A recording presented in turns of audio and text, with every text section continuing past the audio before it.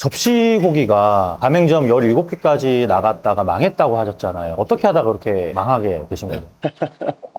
접시고기가 일단 어떤 브랜드인지부터 한번 소개를 드려볼게요. 접시고기는 육가공 하시는 분이랑 같이 협업을 해서 만든 브랜드인데 말 그대로 특수부위 전문점 접시고기였어요. 이제 한 접시에 5가지에서 6가지 특수부위가 모듬으로 나가는 메뉴가 있었고요. 그리고 1kg에 39,000원 국내산. 저렴한데요? 저렴한 수준이 아니죠. g에 3,900원 국내산. 그렇게 이제 또 150g에 6,500원. 거의 시장 파괴 브랜드잖아요. 그래서 제가 연신내에서 직영점을 처음에 오픈했는데 그 뒷골목이었어요.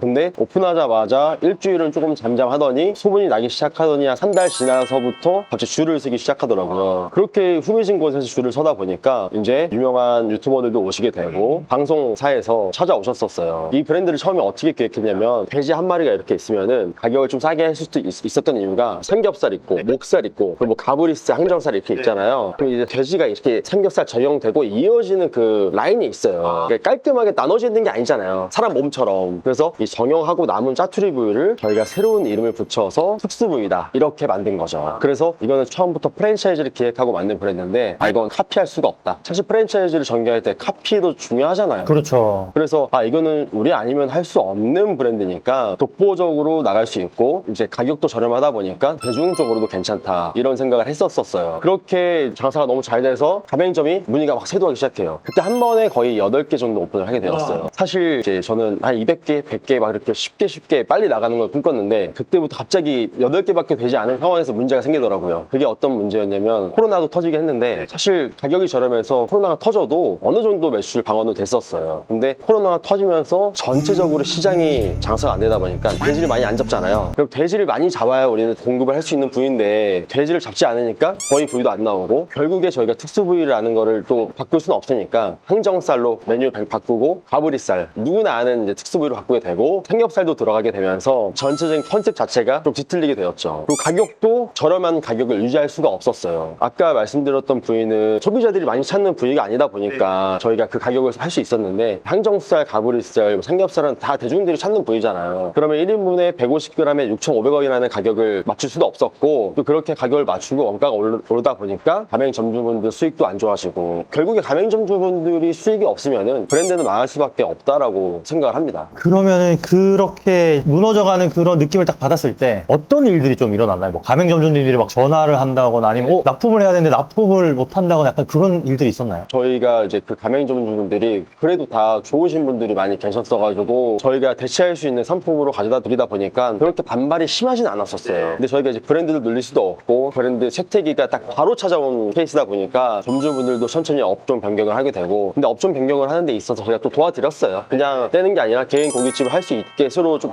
기획을 해드리고 그런 식으로 천천히 그냥 없어진 브랜드가 되었죠. 그 접시고기가 이제 사라지고 있구나 아니면 다 사라지고 나서 약간 어떤 감정이 드셨는지. 제가 그때 나름 직영점도 한 4개 정도 하고 있었고 프랜차이즈 10개 이상 하는 이런 20대였어요. 또 제가 그때 29살이었는데 그때 이후로 제가 접시고기가 쇠퇴기를 맞고 다시 오토바이를 타게 되었어요. 오토바이. 왜냐면 캐시카우가 족발집이었었거든요. 그런데 코로나 시절이다 보니까 배달이 비중이 높잖아요. 그때 또 갑자기 수요가 배달로 가다 보니까 지금 흔히 말하는 뭐 배달 콜이 잘 안 잡히고 다시 이제 헬멧 쓰고 오토바이를 타게 된 그런 상황이 되었죠. 그때 그 고민 안에서 사실 뭉텅이라는 브랜드가 탄생하게 된 거예요. 프랜차이즈 대표였다가 배달 라이더로 어떻게 보면 살짝 그 사실 접시고기가 되게 저도 이제 알고 있던 브랜드고 한때 약간 그래도 되게 잘 나간다는 느낌을 받았는데 어느 순간부터 진짜 없어졌단 말이죠. 맞아요. 그리고 나서 이제 만드신 게 지금 우리가 앉아있는 이 뭉텅이라는 브랜드인데 그럼 접시고기에서 배운 게 어떤 게 있나요? 일단은 너무 특수부위잖아요. 이 공급이라는 게 사실 얘네가 생물이잖아요. 냉동도 아니고. 그럼 이게 얘네가 자라는데 시간도 있고 이런 번기에 있어서 민감하게 딱 되는 그런 아이템은 이제 안 될 것 같다라는 생각이 들어서 뭉텅을 처음에 기획할 때 사실 이 한 접시의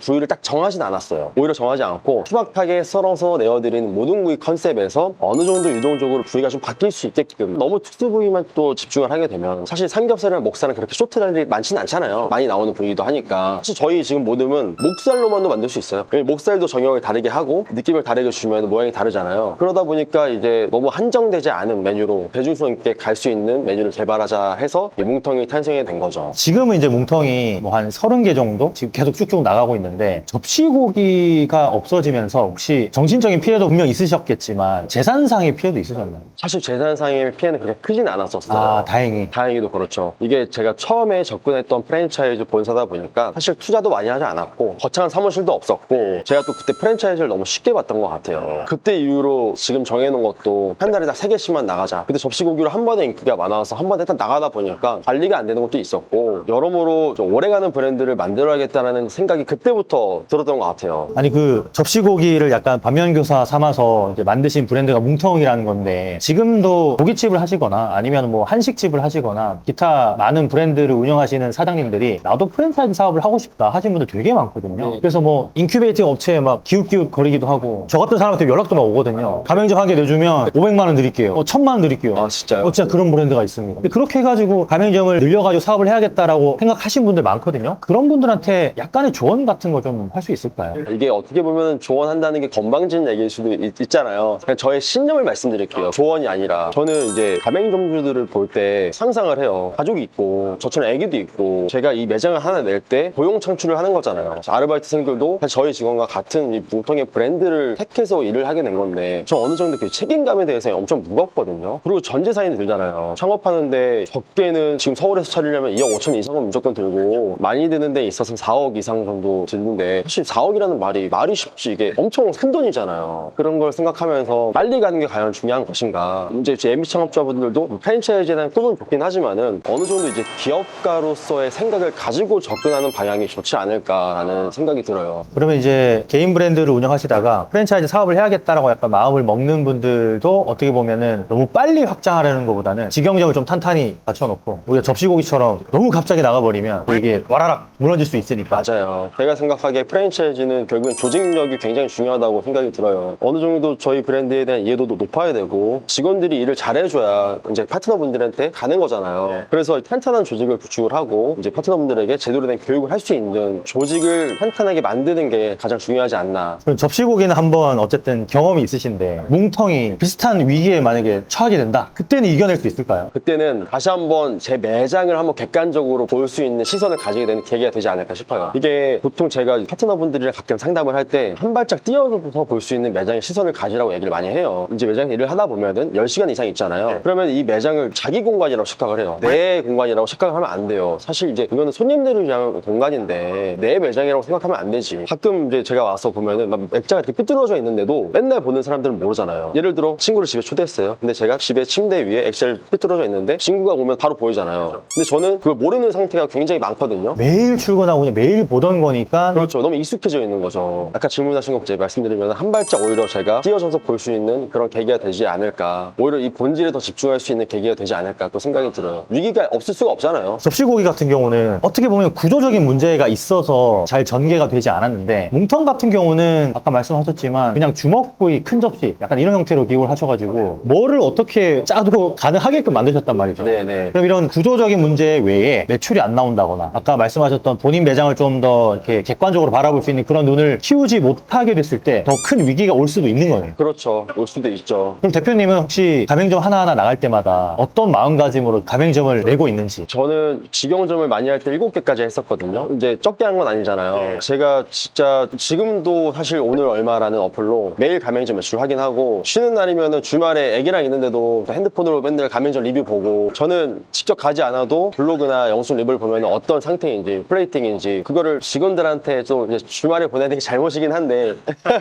그렇게 직영점 하나하나 내는 것처럼 집중을 많이 하고 있어요. 그리고 실제로 모든 매장마다 장사가 다 잘 될 수는 없잖아요. 근데 실제로 저희 점포에서 처음에 매출이 잘 나왔는데 안 나오게 된 케이스가 있었어요. 그때는 다시 일주일 동안 점주분을 모셔서 재교육을 시키고 저희 바이저를 상주해서 매장 운영하게끔 했어요. 초기니까 가능하다고 이제 말씀드릴 수 있는데, 근데 그래도 저는 저희를 믿고 선택하셨는데 어느 정도 이 정도는 좀 책임감을 보여야 되지 않나 이런 생각이 있어서. 그리고 점주님 성향이 굉장히 좋으신 분이셨거든요. 점주님 성향이 좋지 않았으면 저도 사람이니까 솔직히 그거는 뭐 장담할 수는 없다고 생각을 해요. 그렇게 직영점 하나 내는 것처럼 매장을 만들고 있다라고. 보통은 가맹점이 한 접시고기 17개 정도 나가면 이제 어엿한 프랜차이즈 대표의 위험도 있고 이제 좀 어느 정도 좀 균형적으로 돌아가는 그런 구조가 갖춰질 거라고 생각을 하는데, 사실 구조적인 문제 때문에 어쨌든 확장이 안 되고 브랜드가 사라지긴 했지만 프랜차이즈 사업에 대한 환상을 가지신 분들이 꽤 많거든요. 그런 분들한테 좀 이제는 조언을 해주셔야 될 위치에 있으셔서. 맞아요. 근데 환상이라고 말씀해 주셨잖아요. 근데 저는 제가 그 간다 마사노리라는 걸 엄청 좋아해요. 개인적으로 비상식적 성공 없이라는 책을 읽고 제가 프랜차이즈를 전개했는데, 저는 큰 꿈을 꾸는 건 맞다고 생각을 해요. 이제 프랜차이즈를 못 하시는 분들은 스스로 막고 있는 건 맞아요. 무의식적으로 이제 스스로 할 수 없다고 단언을 하는 거죠. 근데 그거를 뚫고 목표를 크게 세우는 건 좋지만은, 큰 목표 안에서 자기 현재 메타인지 자기 상황을 적절하게 이해를 할 줄도 알아야 되고, 작은 목표를 쪼개면서 가야 되는 것도 맞아요. 근데 너무 좋은 것만 생각하면 안 된다. 사실 제가 이렇게 지금 뭉텅이 잘 돼서 좋은 모습으로만 비춰지겠지만은, 직영점 할 때보다 더 잠 못 자고 직원들에게도 더 어떤 의미 있는 얘기를 해줄까에 대해서 고민을 많이 하고, 오히려 힘들지만은 저의 브랜드를 선택함으로 인해서 잘 되는 분들이 있을 때는 굉장히 뿌듯하다. 이게 저는 그래도 도전하셔도 된다. 저는 하지 말라고 절대 안 합니다. 아니, 이거 되게 평행이론인 것 같은 게, 저도 간다마사노리를 좋아하고 비상식적 성공 법칙을 읽고 나서 콘텐츠를 만들기 시작했거든요. 저는 처음에 프랜차이즈를 한다고 딱 생각을 했을 때 책상에 다 붙여놨거든요. 그래서 2호점은 어디에 개설할 것이, 가상으로 상상을 많이 했어요. 근데 이렇게 상상을 구체적으로 하면은 어느 정도 현실에 따라오는 건 또 맞더라고요. 저희 사무실이 물레에 있는데, 제가 사실 이 목동으로 좀 이사 오고 싶은 생각도 있어요. 아이를 키우다 보니까. 그래서 출퇴근도 이제 간접적으로 많이 보고 지나치려고, 지나치다 보니까 이 목동 상권에 브랜드가 하나 생겼으면 좋겠다, 이렇게 생각을 하니까 또 생기고. 그렇구나. 네, 저는 너무 좋은 환상만 하지 마시고 큰 꿈을 꾸는 건 좋다. 근데 그 큰 꿈에 상응할 대가는 분명히 있다, 라고 생각을 합니다. 아마 이 영상을 보시는 분들 중에 대표님의 이야기를 듣고 나도 그럼 프랜차이즈 사업을 한번 해봐야겠다, 아니면은 뭉텅이라는 브랜드가 좀 궁금하다, 이렇게 해서 또 약간 대표님이랑 나 좀 얘기를 좀 해보고 싶다 하시는 분들 있으면 혹시 뭐 대화하실 의향이 있으신가요? 그럼요. 어떻게 연락하면 되죠? 인스타그램 하세요? 인스타그램을 제가 하진 않고요. 그래요? 너무 아쉽다. 인스타그램으로 하면 너무 간편한데 DM 같은 걸 보낼 수 있으니까. 근데 아까 그건 말씀 안 드렸었죠. 제가 저희 큰형이랑 동업이에요. 저희 큰형이 또 인스타그램 셀럽이거든요. 3만 팔로워 이상인데 같이 거의 계정을 관리하고 있으니까 그쪽으로 연락을 주시면은. 그러면은 지금 요 화면에 제가 띄워가지고 대표님한테 어떤 사업 고민이나 앞으로 본인의 어떤 브랜드의 방향성이나 이런 거 고민 있으신 분들은 이쪽으로 DM 보내시면 형을 통해서 전달이 될 수 있도록. 빨리 해드리겠다고는 말씀을 못 드려요. 근데 최대한 제가 할 수 있는 선에선 최대한 해드리겠다고 말씀드릴 수는 있어요. 아마 그 대표님의 약간 진정성이 전달이 된 것 같아서